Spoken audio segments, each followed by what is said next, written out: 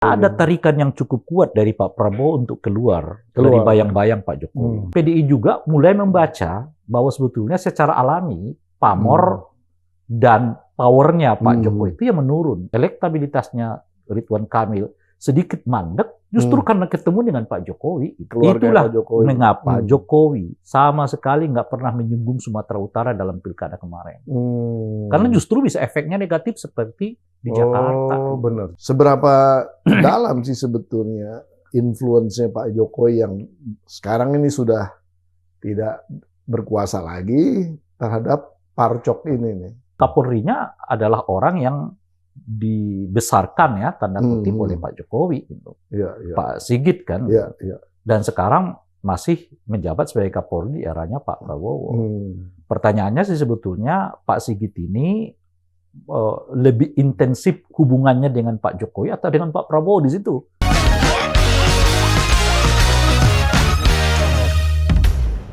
Bismillahirrahmanirrahim. Assalamualaikum warahmatullahi wabarakatuh. Yes, oh yes. Sobat Forum yang luar biasa. Kembali bersama saya Poppy Hidayatullah di acara kesayangan Anda, yaitu podcast hanya di sini, kritis, kreatif, konsisten, dan kocak. Ya. Nah, kali ini perlu saya sampaikan bahwa kita hampir mencapai 2 juta viewing. Nah, jadi ayo rame-rame nonton terus nih BHD 4K agar kita bisa nyampe di angka 2 juta viewing. Nah, mudah-mudahan ini bisa menjadi semangat buat kita terus untuk berkreasi ya di acara ini. Dan saya ucapkan terima kasih pada kru, ada Aji, ada Fadil, ada Gilang, dan yang lain-lainnya tentu nggak saya sebutkan satu-satu yang selalu mendampingi saya di sini. Di studio ini sekarang sudah ada yang luar biasa, namanya yang terhormat sahabat saya Bung Rey Rangkuti. Luar biasa. Bung Rey. Saya ini kalau ngeliat Bung Rey kok jadi inget Mulyono. Kok bisa begitu ya? Iya. Soalnya kira-kira sebagai seseorang yang konsisten lah.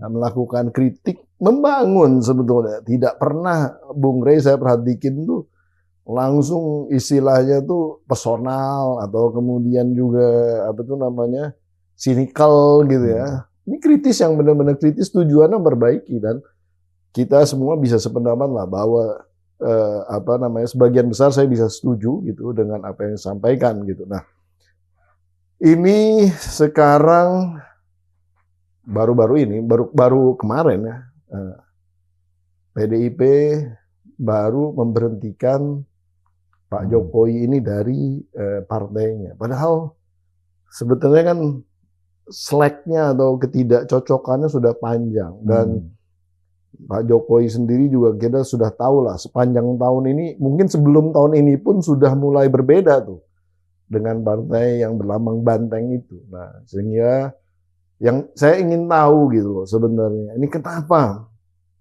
sampai nunggu lama begini gitu ya.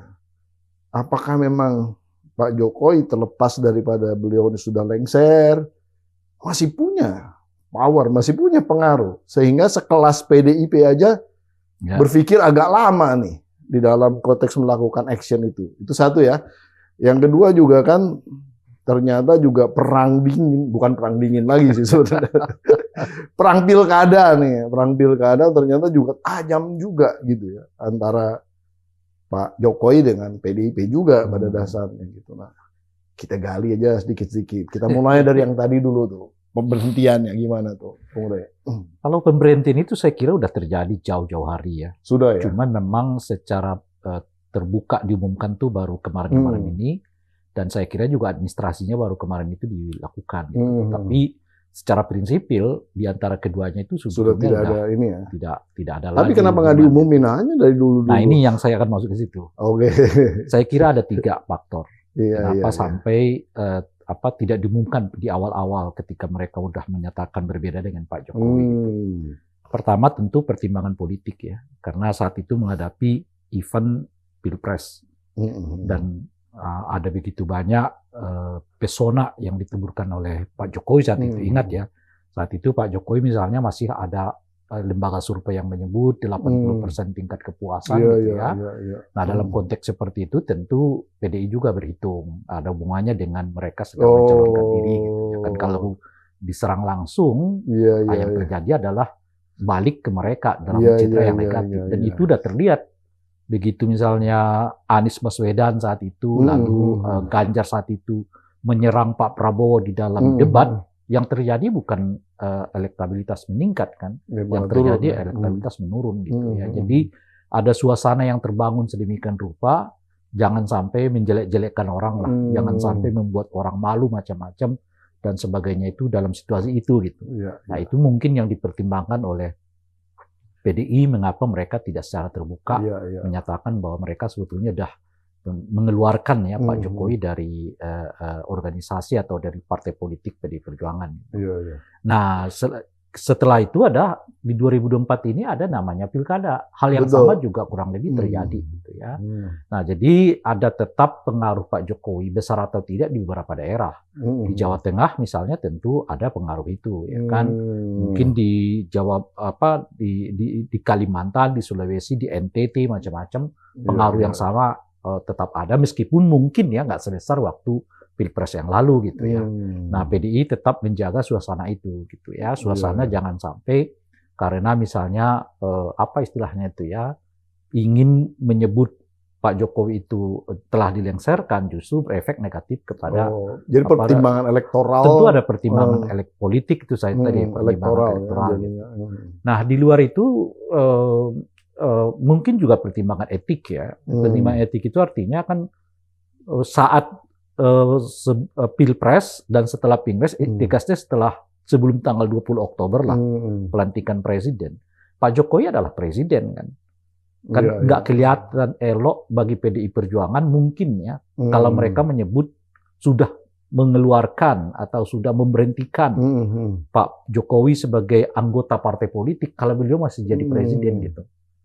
Kan nggak elok juga gitu ya. Jadi mungkin ada pertimbangan itu, jangan sampai dipermalukan Pak Jokowi dengan menyebut yang bersangkutan sudah dikeluarkan dari partai gitu ya, saat beliau masih menjabat sebagai presiden gitu. Mungkin ada sikap itu yang muncul di orang-orang PDI atau khususnya mungkin di lingkaran elitnya PDI Perjuangan. Seturut dengan itu kan beberapa anggota partai mereka juga masih bekerja sama dengan Pak Jokowi kan. Saat itu ada Mas Pram, ada Ibu Risma ya, dan sebagainya gitu. Jadi nggak tepat juga kalau kemudian dia diberhentikan, tapi anggota partai mereka tetap bekerja sama dengan dengan Pak Jokowi gitu. Nah itu menurut saya faktor yang kedua gitu ya. Nah faktor yang ketiga tentu saja adalah berkaitan dengan sebetulnya saling nunggu gitu loh saya tuh. Di satu segi PDI mungkin setelah mereka membuat sikap yang pertama, mereka berharap sebetulnya Pak Jokowi yang kalau mau datang serahkan KTA macam-macam dan sebagainya gitu. Jadi mungkin pada tingkat tertentu mereka menjaga jangan kita yang mengeluarkan. Biarlah Pak Jokowi yang mengembalikan, menyatakan tapi nggak balik-balik dan ternyata nggak balik-balik juga gitu. Jadi ada faktor soal saling tunggu. Mungkin Pak Jokowi menunggu ia diberhentikan karena dengan sendirinya akan menaikkan elektabilitas orang-orang yang popularitas dan elektabilitas orang-orang yang didukungnya gitu. Tapi satu segi juga PDI merasa menunggu Pak Jokowi sendiri aja yang mengembalikan KTA-nya gitu. Sebab suasananya menurut saya pada saat itu siapapun yang memulai mengatakan keluar gitu, dia akan punya efek negatif terhadap dirinya gitu. Jadi kalau PDI misalnya Anda keluar, negatif ke dia. Atau Pak Jokowi mengatakan saya keluar, bisa ke Pak Jokowi yang negatif gitu. Juga ya. Jadi saling nunggu itu aja tuh. Nah itulah yang kemudian tiga karena faktor suka atau itu, tidak gitu. Suka mereka ini berkuasa di dalam konteks partnership ya awalnya. Nah, kalau ini kemudian agak goyang, akan berpengaruh satu dengan yang lain. Satu dengan yang lain. Gitu. Jadi apa istilahnya itu ya, yang meninggalkan atau ditinggalkan itu punya efek negatif terhadap orang yang meninggalkan dan orang yang ditinggalkan. Karena kan bagaimanapun juga agak dalam tanda petik yang beraction dulu itu seolah menzalimi kan. Ya, itu dia. Nah, itu dia. Itu jadi, yang dapat untungnya yang dizalimi. Iya. Jadi sama-sama gak mau jadi menzalimi politik ya. zalim ini sekarang gitu lagi tren ini. Nah, jadi sehingga tidak ada upaya yang kuat untuk melakukan bahkan menjaga diri untuk tidak melakukan kritik keras. Karena ada potensi dizalimi. Nah, orang Indonesia ini dalam suasana yang cepat sekali menunjukkan ekspresi apa namanya itu empatinya gitu ya pada sesuatu yang dianggap terzalimi gitu. Nah, itulah menurut saya ya faktor yang ketiga ini. Jadi saling nunggu. Jangan dong saya yang nyerahin KTA-nya gitu ya kan. Kalau saya yang nyerahin KTA-nya, berarti dia PDI-nya yang kena, yang dapat positifnya gitu loh. Kalau PDI yang ngeluarin, nah Pak Jokowi yang dapat positifnya ya. Jadi saling nunggu gitu loh kira-kira. Nah, itu kalau hubungannya dengan PDIP dan Pak Jokowi gitu ya. Tapi kan ternyata kan sekarang setelah pilkada selesai pun juga sebenarnya terbuka semua nih. Ya. Terbuka ya. Artinya PDIP sendiri juga nggak happy dengan situasi yang terjadi. Iya, tentu. Pengaruhnya Pak Jokowi, nah ini yang saya mau analisa secara real gitu. Apakah ini pengaruhnya Pak Jokowi atau Pak Prabowo yang lebih di dalam konteks memainkan peranan kemenangan pilkada yang ada gitu ya. Nah, terus juga selain daripada itu juga suka atau tidak suka, sebagian orangnya Pak Jokowi juga masih ada di kabinet kan. Nah, artinya ini nggak main-main sebenarnya. Powernya masih ada gitu. Nah, mungkin pandangan Bung Rey di dalam konteks pilkada dulu lah. Seperti apa itu sebenarnya? Nah, saya mulai dari ini dulu ya. Kenapa PDI sekarang berani? Karena dua pertimbangan. Pertimbangan pertama tentu nggak ada lagi hajat politik yang mereka harus bareng-bareng lah ya. Bukan, yang mereka harus jaga diri itu loh kira-kira. Oh iya. Iya kan? Kalau di Pilpres itu kan mereka harus jaga diri. Iya. Di Pilkada juga begitu. Udah selesai lah. Udah selesai sekarang. 4 tahun ke depan udah kosong, nggak ada hajatan resikonya politik. Lah ya. Kalaupun sekarang dikeluarkan bla-bla, faktanya memang kan nggak ada nggak ada cacian orang, nggak ada kritikan orang. Nggak ada ini orang terhadap PDI Perjuangan hari ini ketika mereka secara terbuka mengatakan telah mengeluarkan Pak Jokowi dari keanggotaan PDI Perjuangan. Kan datar gitu loh kira-kira ya. Nah itu pertimbangan pertama gitu. Nah pertimbangan kedua, sesuai dengan Anda sebutkan itu tadi, tanyakan tadi itu. Karena PDI juga mulai membaca bahwa sebetulnya secara alami pamor dan powernya Pak Jokowi itu yang menurun. Itu persoalan alami aja. Iya. Nah dari mana itu bisa ditemukan? Justru dari hasil pilkada. Gitu kira-kira tuh kan di pilkada ini ya setidaknya di Jakarta ya udah dikatakan begitu ya untuk sementara satu putaran gitu. Di Jawa Tengah ini yang menarik. Di Jawa Tengah itu kenaikan suara yang didukung Pak Jokowi itu cuma 2%. Di Pilpres itu Pak Prabowo mendapatkan 36 sama Gibran tuh kan 36% sekian gitu.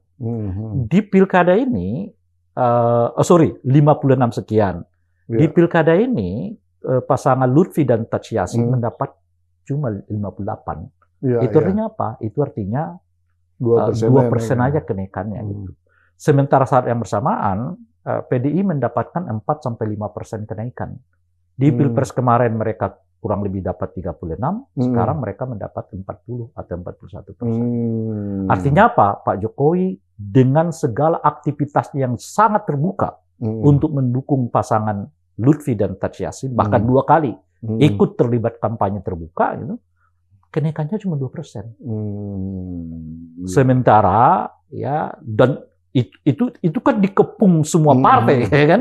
Sementara pasangan tunggal dari PDI Perjuangan ini ya kan naik sampai 45% gitu. Artinya apa? Artinya PDI mulai konsolidasi Jawa Tengah, masa mereka yang hilang selama ini mulai kembali gitu ya. Sementara Pak Jokowi sudah terlibat langsung, terbuka langsung, ikut kampanye hanya dapat 2% dan itu didukung oleh semua partai politik. Pertanyaannya sih sebetulnya apa itu murni karena Pak Jokowi atau sebetulnya karena rame-ramenya partai politik berada di dalam, apalagi saat yang bersamaan Pak Prabowo juga mengucapkan dukungan secara terbuka gitu. Jadi belum kelihatan ini sebetulnya gitu. Tapi dari situ sendiri menurut saya PDI udah mulai baca pamor dan powernya Pak Jokowi secara alami dia akan berkurang. Dan itu juga yang terjadi di Jakarta. Di Jakarta itu kan menurut saya salah satu yang membuat elektabilitasnya Ridwan Kamil sedikit mandek Justru karena ketemu dengan Pak Jokowi gitu loh. Iya ya, waktu itu ya. Infonya karena kehabisan ini juga, kehabisan peluru juga. Makanya harus minta tolong. Kalau sendirian kayak ditinggalin juga itu. Ya, saya tidak tahu, tapi menurut infonya saya info yang saya tahu. Iya, pertemuan itu menurut saya justru membuat efek elektoral Ridwan Kamil turun itu malah bertahan gitu ya. Kenapa? Karena di Jakarta Pak Jokowi itu ya memang bukan pemilihnya gitu. Yang populer di Jakarta itu adalah Pak Prabowo, lalu Anies Baswedan, lalu Ahok, tiga figur ini. Nah, oleh karena itu kalau Anda ketemu dengan tiga figur itu mungkin naik gitu. Tapi kalau Anda ketemu dengan Pak Jokowi, justru umumnya di sini ini yang muncul adalah orang-orang yang menyatakan sikap berbeda dengan Pak Jokowi. Itu yang menyebabkan menurut saya salah satu faktor kenapa elektabilitas Ridwan Kamil pada Pilkada Jakarta ini justru agak tertahan gitu. Padahal sebelumnya tinggi sekali kan. Dan itu pun udah dipompa oleh Pak Prabowo dengan surat terbuka itu. Jadi dengan sinyalemen-sinyalemen ini berarti kan, tapi kan Jawa Barat lumayan lah ya. Jawa Barat jelas bukan Pak Jokowi. Jawa Barat kita bisa mengatakan bukan Pak Jokowi. Secara politik 2 periode nggak pernah Pak Jokowi menang di Jawa Barat. Itu basisnya Pak Prabowo. Dan memang kebetulan gubernurnya yang terpilih sekarang nih ya, calon gubernur yang terpilih memang udah populer sejak 5 sampai 7 tahun yang lalu. Bahkan sejak yang bersangkutan menjadi wali kota di Purwakarta gitu. Jadi ini perpaduan antara popularitas sang calon dengan topangan politik dari Pak Prabowo gitu. Ya telak gitu loh kira-kira. Dapat lah ya. Nggak ada Jokowi di situ. Di Jawa Timur jelas juga nggak ada Pak Jokowi di dalam. Sumatera Utara menurut saya figur Bobi sendiri. Plus ditambah dengan yang dipasang saingannya memang lagi trennya turun. Gitu loh. Gitu. Nah, Bobi sendiri menurut saya justru kalau Pak Jokowi di Sumatera itu juga sama. Sumatera Utara adalah salah satu provinsi yang paling sedikit menyumbang suara kepada Pak Jokowi. Tapi mereka bisa memisahkan antara Bobi secara pribadi dengan Jokowi. Sebagian dari keluarga Itulah Pak Jokowi. Mengapa Jokowi sama sekali nggak pernah menyinggung Sumatera Utara dalam pilkada kemarin. Karena justru bisa efeknya negatif seperti di Jakarta. Benar juga tuh ya. Iya. Jadi ini lebih karena figur Bobinya lumayan populer, ditunjang oleh basis komunitas etnik dan marga macam-macam gitu ya. Lalu pada saat yang bersamaan dia dihadapkan dengan pasangan yang trennya lagi menurun gitu ya, dan tunggal gitu loh. Sementara Bobi dikelilingi oleh semua partai politik. Jadi lagi-lagi menurut saya tidak ada sumbangan Pak Jokowi dalam konteks Bobi Nasution itu. Jadi sebetulnya yang bisa kita lihat real itu ada di Jawa Tengah, ada di Jakarta. Di Jakarta sementara ya kita belum tahu pastinya. Kemungkinan mengalami kekalahan, sementara di Jawa Tengah jelas menang meskipun kenaikannya cuma 2%. Waduh, luar biasa nih analisanya nih. Kita kadang-kadang ngelihatnya justru terbalik kan. Waduh, di Jawa Tengah, kandang banteng habis. Infonya kan begitu yang dibacakan. Padahal terbalik ya sebenarnya mindsetnya. Memang gini, kalau Anda lihat angka jelas kalah PDI Perjuangan. Itu maksudku. Tapi kalau dari sisi yang lain makanya saya kalau Anda baca fenomenanya, ya jelas PDI-nya sedang konsolidasi itu menurut saya. Munculnya parcok. Pasti orang selalu menyambungkan dengan Pak Jokowi sendiri.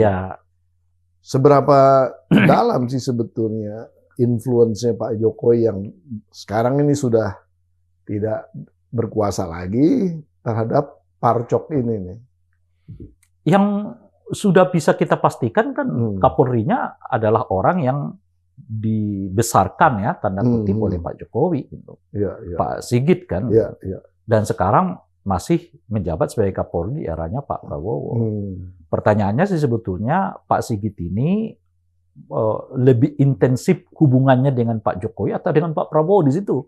Pertanyaannya. Analisanya gimana? Saya nggak mau kasih pendapat. Saya juga tidak tahu persis. Tidak tahu gitu. persis. Cuman yang perlu kita sampaikan itu kan Pak Sigit dengan Pak Prabowo itu sudah lama sekali hubungannya kan. Jangan dilihat saja dengan Pak Jokowi maksudnya.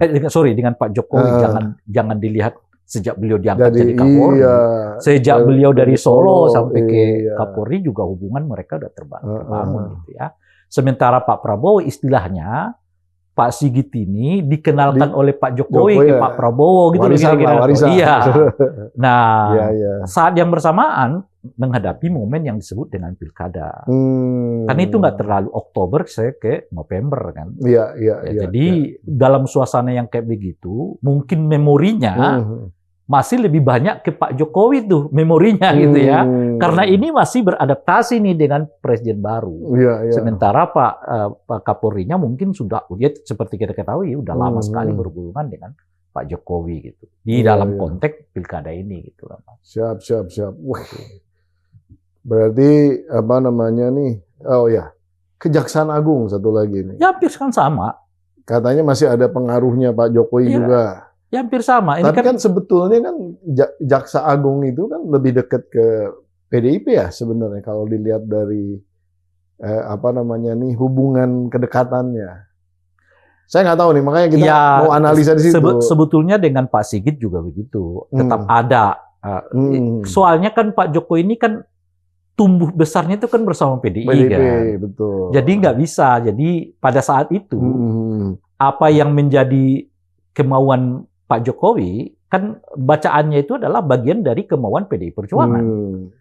Nah sehingga terbacalah ya baik Kapolrinya maupun Kejaksaan Agungnya adalah bagian keluarga besar tanda kutip ya naungan PDI Perjuangan gitu. Tapi menurut saya setelah keduanya PDI dengan Jokowi mulai ada ketegangan, ya dengan sendirinya harus ada yang dipilih gitu loh Pak. Mau milih ikut Pak Jokowi atau memilih ikut PDI Perjuangan. Kenyataannya secara struktural dan juga secara historikal lah saya sebutkan itu, ya dua orang ini lebih dekat ke Pak Jokowi dibandingkan kepada PDI Perjuangan gitu. Makanya kan sekarang PDI Perjuangan teriak-teriak. Iya kan banyak sekali mereka menyebut dugaan banyak sekali keterlibatan Parcok itu tadi kan. Istilah Parcok itu sendiri mereka yang mengeluarkan. Iya, istilahnya dari PDI Perjuangan. Betul, semacam kritik yang luar biasa kepada kepolisian dan saya kira juga bersamaan dengan itu kepada kejaksaan. Soal tanda kutip ya cawe-cawe mereka, dugaan cawe-cawe mereka di dalam pelaksanaan pilkada gitu. Jadi kita lihat sekarang jadi udah ada kelihatan bloknya kalau Kapolri itu kelihatan dalam konteks ini. Itu ke Pak Jokowi bukan PDI gitu ya. Kejaksaan juga saya kira kurang lebih akan sama gitu. Iya. Nah, ini ada lagi nih sebenarnya analisanya. Hubungan antara Pak Jokowi dan Pak Prabowo sendiri. Kan infonya sekarang ini kan Pak Prabowo itu masih mengakomodasi orang-orang yang Pak Jokowi di dalam. Ya. Sehingga berbagai macam kebijakan ini memang masih warnanya warna yang sebelumnya ketimbang mindset daripada Pak Prabowo yang mau ke depannya seperti lebih yang seperti dia impikan gitu kan sebenarnya. Nah, menurut Anda gimana tuh? Saya kira ada tarikan yang cukup kuat dari Pak Prabowo untuk keluar dari bayang-bayang Pak Jokowi. Bahwa betul orang-orang yang bekerja sama dengan Pak Prabowo sekarang banyak dari orang-orang yang bekerja sama dengan Pak Jokowi sebelumnya gitu. Tapi yang samaan saya kira beliau mau keluar dari bayang-bayang itu. Dan itu bukan tren dia sekarang. Sinyalemennya apa tuh yang menunjukkan? Pertama, ketika beliau mengatakan nggak setuju kenaikan UKT. Padahal beliau sekarang ini Menhan loh, jangan lupa. Yang kedua, beliau mengatakan nggak setuju dengan perumahan Tapera. Tapera. Ya kan, akhirnya dua-duanya sampai sekarang. Kalau UKT jelas udah dibatalkan. Kalau Taperanya saya belum tahu. Tapi Pak Prabowo mengatakan nggak setuju tuh. Gitu ya. Saya kira pernyataan beliau juga di forum internasional soal Ukraina atau soal apa dan seterusnya itu gitu ya, yang kelihatan tuh sangat maju, ya kan, siap memfasilitasi apa begitu ya, dan saya agak lupa satu, tapi yang paling terakhir ini adalah soal PSN PIK 2. Cabut tuh ya. Beliau mengatakan setidaknya kita baca dari Menteri ATR BPN kan mengatakan bahwa mau dievaluasi dulu Apa benar apa namanya PIK 2 itu berstatus ASN PSN atau tidak? Cocok nggak itu? Karena itu mengingat tanah yang diperuntukkan untuk penghijauan kan sebetulnya. Betul. Nah itu kan kita lihat itu gitu. Dan saya kira ya, kenaikan gaji guru, ya kan, kemudian populis sekali itu ya, bagusnya. Kenaikan upah buruh, ya itu kan selama 10 tahun kelihatan yang ditahan-tahan oleh Pak Jokowi. Gitu. Di era Pak Prabowo dengan sangat cepat ya itu dilakukan oleh Pak Prabowo. Gitu. Nah kita bisa mengatakan itu langkah populisme macam-macam. Tapi yang saya mau katakan itu adalah di era Pak Jokowi itu lama sekali tidak terkelola, di era Pak Prabowo itu dilakukan dengan sangat cepat. Ya.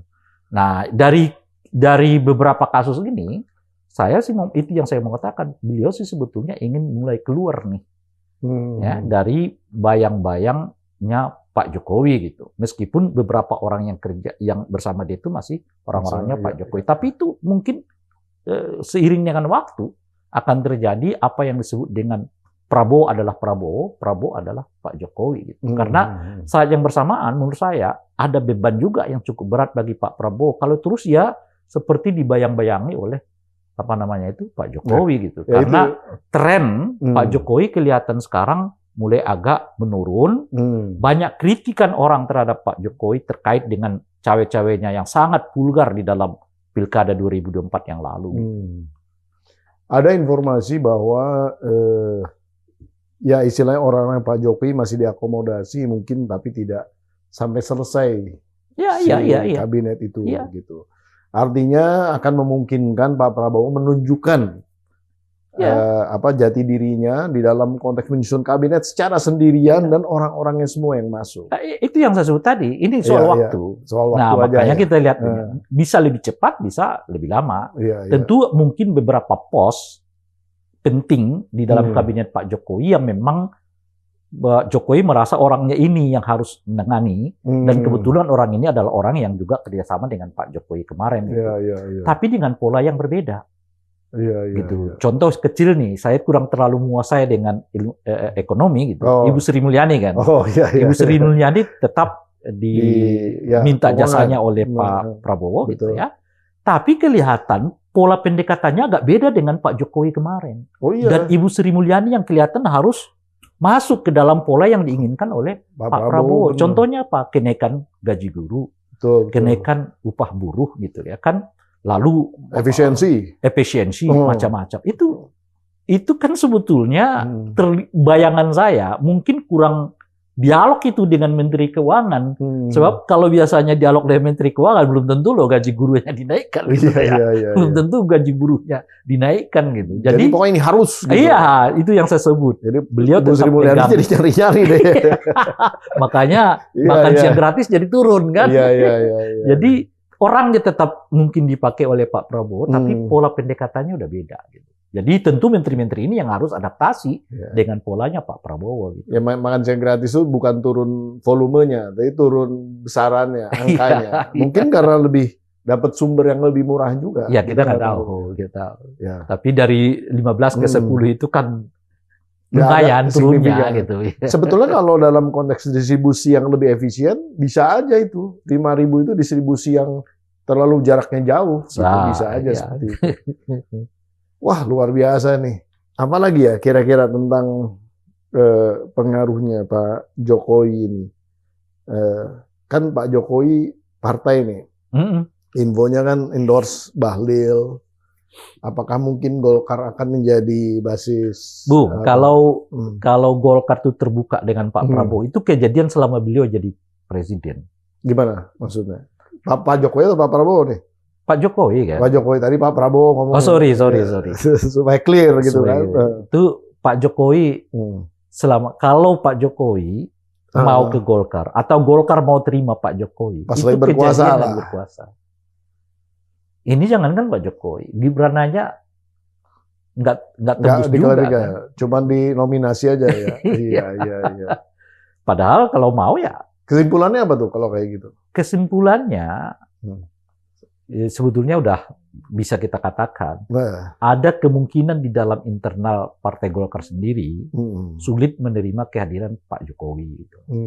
Ya tentu kalau mau jadi anggota biasa silakan.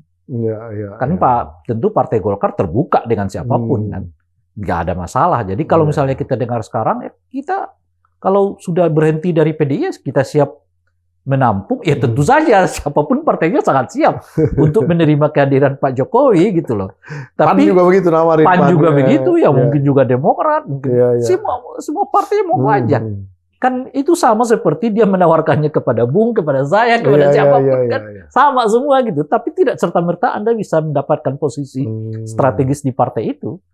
Kan Anda harus melalui tahapan-tahapan yang dimungkinkan ya di dalam sebuah partai, apalagi partai sebesar Golkar yang sistemnya udah terbangun gitu. Gak ada lah tiba-tiba 2 hari jadi anggota, jadi ketua umum, gak akan kejadian tuh. Ada di sebelah sana. Iya makanya gak akan kejadian tuh di Golkar itu maksud saya. Gak mungkin. Tapi kalau Anda berkuasa dulu itu kejadian. Iya, bisa. Itu. Tapi kalau Anda sudah gak berkuasa, ya mulai dulu gitu loh. Kalau di HM itu ya LK1 dulu, LK2 dulu gitu loh kira-kira. Gak ada yang langsung meloncat itu ke gitu. Oke. Nah, kalau gitu berarti solusinya perlu parpol nggak? Nah, infonya kan mau ada parpol projo. Itu gimana tuh pandangan Anda? Sulit membangun partai sekarang ini. Saat berkuasanya dia nggak jalanin tuh ya. Sulit. Nah, saya mau mengatakan kultur dan sistem kita udah terbentuk sedemikian rupa untuk menerima partai politik baru itu nggak sulit. Agak sulit ya. Anda coba cek, mana ada partai politik baru sekarang yang sebab kenapa? Karena politik kita sudah mulai ke arah proses pemadatan. Itulah dari dahulu, Bung. Mengapa saya selalu menolak pembonsaian partai politik? Pembonsaian. Iya, misalnya yang menaikkan threshold, membuat persyaratan pendirian partai politik yang begitu rumit. Kenapa gitu? Karena selalu dari awal saya punya keyakinan pada akhirnya kemudian akan ada akumulasi berapa partai politik yang bisa diterima oleh publik. Dan itulah yang kita lihat sekarang ini gitu loh. Ya, jadi secara natural aja. Nggak usah dipagerin. Nggak usah dipagerin macam-macam. Itu udah kelihatan sekarang terjadi pemadatannya. Pemadatan partai politik.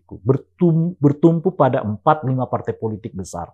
Nah di luar itu bisa masuk, bisa keluar, bisa masuk, bisa keluar. Nah Anda mau bangun partai politik dalam konteks yang di mana proses pemadatan partai yang terjadi, ya Anda akan terus di bawah. Sulit gitu loh. Event sekelas projo gitu misalnya? Event sekelas apapun, karena yang menentukan ke depan bukan soal popularitas dirimu.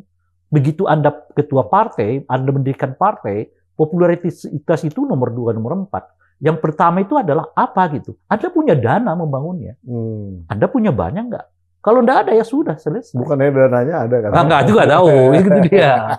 Kan kalau beliau kan banyak katanya. Ya saya nggak tahu. Kalau ya cuma kita tahu kan beliau ini sederhana hidupnya. Nggak menduga lah kita bahwa beliau itu menyimpan harta sedemikian banyak tapi tidak menduga berarti kan saya nggak tahu juga apakah jangan-jangan ada kan saya nggak tahu juga gitu saya. Di LHKPN nggak kelihatan ya? Itu dia. Dan penampilan beliau kan sederhana. Saya kira kan di sini dulu yang pernah saya katakan. Iya. Tampilan sih baju 100.000, 200.000 macam-macam. Hasratnya, hasrat berkuasanya yang gede sekali, tinggi sekali dan sebagainya. Diulang lagi. Gitu. Jadi kalau dilihat dari situ, ya saya merasa melihat dari situ, ya saya nggak terlalu yakin beliau punya dana gitu. Dan menentukan partai politik ini eksis, nggak eksis di masa yang akan datang, itu punya dana apa enggak gitu.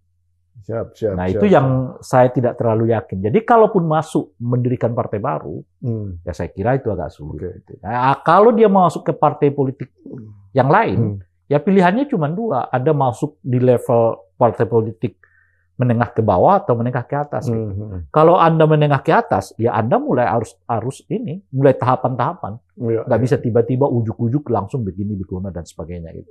Tapi kalau Anda masuk ke kelas menengah ke bawah, Anda bisa mungkin masuk ke top leadernya gitu loh. Tapi kalau di kelas menengah ke atas, Anda harus ikut alurnya gitu.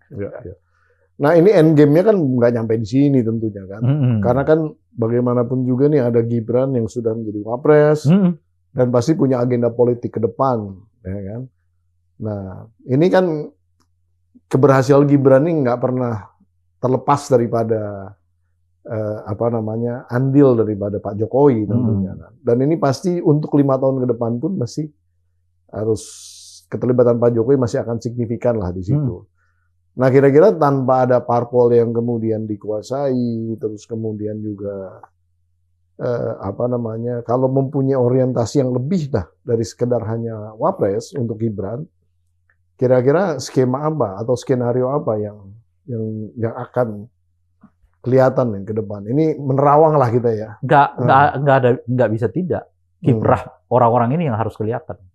Kiprahnya sama seperti kemarin misalnya ada kawan media yang menanyakan ke saya, apakah misalnya dukungan Pak Jokowi ini akan membuat gubernur terpilih Jawa Tengah misalnya itu akan stabil? Enggak.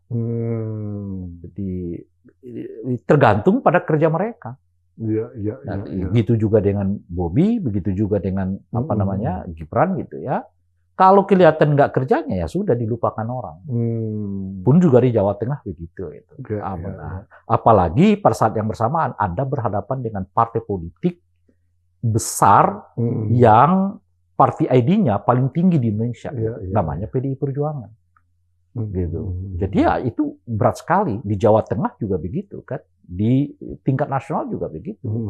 Dan pada saat yang bersamaan Anda berhadapan juga dengan tokoh-tokoh yang bakal muncul dari partai-partai politik ini gitu.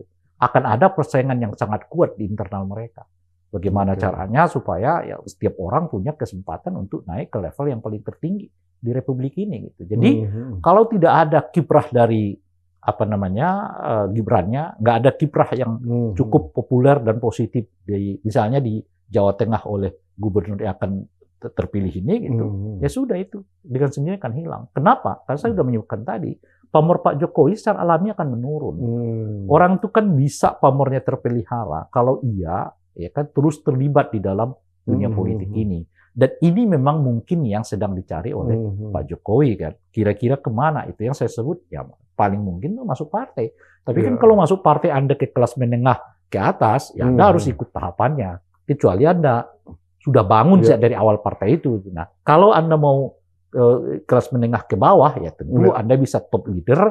Nah, cuman masuk ke 5 terbesar partai politik nasional itu ya Anda butuh mungkin 20-30 tahun ke depan. Untuk bisa masuk ke arah sana. Karena coba Anda bayangkan, partai politik yang umumnya 4% itu, siapa yang naik ke 5%? Nggak ada. Yang ada itu 4%, yang 5% turun ke 4%, 4% turun ke 3%. Seperti dialami oleh P3. Nah sekarang partai-partai kita yang banyak di bawah 4% ini, siapa yang sekarang sudah naik ke 5%? Nggak ada. Nah itu kesulitannya. Itu saya sebut yang terjadi sekarang ini adalah pemadatan ya, partai politik gitu. Itu proses alami gitu. Wah luar biasa Bung Rey. Ini kalau kita lanjutin masih ada lagi. Cuman kita nggak akan beres-beres. Nah, oleh karena itu silakan sampaikan beberapa patah kata untuk audiensnya PhD 4K. Silakan. Apa lagi yang saya mau katakan ya, Bung? Bahwa sudah selesai lah ya. Ya, artinya kan ada waktunya, ya kan, ada alamnya. Di mana-mana juga alami secara ada matahari terbit, ada matahari tenggelam. Nah, kan orang itu meninggalkan 2 hal. Ya, pertama pemimpin-pemimpin kita mau saya. Kalau Anda mau dikenang, dihormati macam-macam itu, Anda meninggalkan 2 hal. Anda membangun fisiknya dan membangun rohani bangsanya. Atau Anda hanya membangun rohaninya saja, lupa membangun fisiknya. Atau Anda membangun fisiknya saja, lupa membangun rohaninya. Yang kalau mau jadi abadi, Anda bangun dua-duanya. Tapi kalau Anda mau memilih antara membangun fisik dan membangun rohani dalam konteks keabadian nama, Anda bangun rohaninya. Pertanyaannya menurut saya adalah Pak Jokowi tidak membangun peradaban bangsa kita. Betul, dan tidak bisa dinafikan. Beliau membangun fisik bangsa, jembatan, ya kan, kereta api cepat, ya, IKN, macam-macam infrastruktur yang oleh beliau bangun. Infrastruktur ini akan berakhir seiring dengan pembangunan yang mungkin lebih canggih dari yang dibangun oleh Pak Jokowi sebelumnya. Tapi kalau Anda membangun peradaban, itu akan diperbincangkan terus oleh warga negara kita. Apa yang dikenang dari Pak Jokowi? Apa yang dikenang dari Soeharto? Dia membangun rohani bangsa. Apa yang dikenang dari Pak Habibie? Dia memberikan pemilu terbaik sepanjang sejarah era reformasi. Dan kita kenang keadaban politiknya yang nggak mau lagi dicalonkan sebagai calon presiden kalau partai politiknya sendiri menolak laporan pertanggungjawabannya di MPR. Itu dikenang terus. Apa yang kita kenang dari Ibu Mega? Ibu Mega membentuk sistem politik seperti yang sekarang kita nikmati. Apa yang kita kenang dari Gus Dur? Kebebasan dan kesetaraan warga negara. Pluralisme macam-macam. Ini semua pembangunan ruhani, pembangunan peradaban bangsa yang tetap dikenang dan sangat abadi sifatnya gitu. Sayangnya Pak Jokowi 10 tahun sudah kita ingatkan berulang kali. Pak Jokowi jangan lupa pembangunan peradaban bangsa. Kita mengapresiasi beliau dalam konteks pembangunan fisik, tapi tidak karena itu melupakan pembangunan rohani ini. Kita alami dalam 10 tahun terakhir ini, fisik kita berkembang dengan sangat bagus, kita apresiasi itu, tapi kebebasan berpendapat, ya kan? Lalu etika demokrasi, keadaban demokrasi, itu berkurang. Yang tumbuh adalah praktik korupsi yang mulai merajalela, parcok yang Anda sebutkan itu tadi ya. Lalu juga muncul dinasti politik yang merajalela, ya. MK kita begitu, KPK kita begitu, jebol, termasuk parcok itu tadi jebol gitu. Dan kita harus membenahi ini, khususnya kepada Pak Prabowo. So, kalau kita nggak membenahi ini, ketimpangan pembangunan bangsa akan terasa dan kita nggak akan kemana-mana. Gitu. Itu yang saya sebut kemarin itu. Kalau Anda tidak melawan dinasti, Anda nggak melawan oligarki, jangan mimpi Indonesia emas 2045, yang ada adalah Indonesia cemas. Luar biasa Bung Rey, terima kasih nih sudah bergabung nih. Jangan bosan-bosan nih kalau diundang nih, luar biasa. Pencerahannya memang paling mantap. Baiklah Sobat Forum, itu tadi Bung Rey Rangkuti sudah menjelaskan bagaimana pentingnya kita membangun yang namanya rohani daripada republik ini, ketimbang daripada hanya fisiknya saja. Dan ini menjadi PR bagi pemerintahan ke depan, bagaimana kemudian mencapai Indonesia emas dan membangun rohaninya. Baiklah, saya Pupida Hidayatullah bersama podcast Hanya di Sini, kritis, kreatif, konsisten, dan kocak, undur diri. Dan mudah-mudahan semua Sobat Forum bisa mendukung kita mencapai yang namanya 2 juta viewing ya. Jangan bosan-bosan terus, nonton terus. Kalau klik lagi. Ya, sampai ke episode berikutnya. Wassalamualaikum warahmatullahi wabarakatuh.